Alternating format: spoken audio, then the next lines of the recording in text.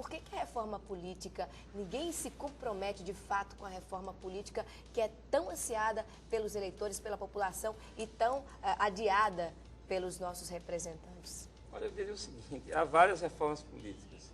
E reforma vem depois de rupturas, está entendendo? Então, se a gente não vive um momento de ruptura no sistema político, há várias reformas políticas na cabeça de muita gente, mas rigorosamente isso não vai muito para frente. Nós tivemos agora uma micro-reforma, que é a discussão do ficha limpa.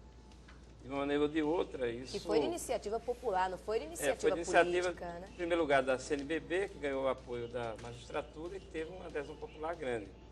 Então, o ficha limpa é uma micro-reforma política. Sobre a reforma política, eu acho que há vários elementos importantes. Você falou do dinheiro, a ideia do financiamento público da campanha. É importante ver como isso seria feito, mas é uma ideia que democratiza as eleições, porque você passa, digamos assim, a pôr uma lupa sobre o poderio econômico, porque a eleição hoje é uma coisa muito cara. Né? Um dos problemas do debate de ideias não flui muito é o seguinte, é porque os grandes candidatos são capturados também pelos grandes grupos econômicos.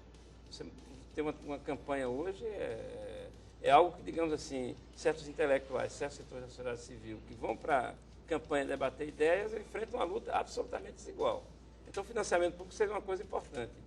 A outra, que é dizer o seguinte, quer dizer, a representação parlamentar, se o voto é distrital, se o voto é misto, né, se o voto é proporcional e tudo mais, nós devemos dizer o seguinte, quer dizer, no Brasil, eu me coloco em geral contra o voto distrital misto, apesar dos problemas da lista proporcional, né, a lista proporcional ela dá exatamente que candidatos que são votados em função de suas ideias em todo o Estado terem algum acesso à eleição.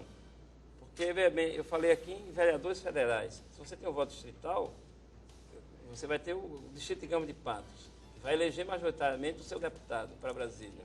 Eu acho que nas características do Brasil, os países não têm essa característica, isso vai aprofundar esse elemento, digamos assim, do deputado federal virar um despachante.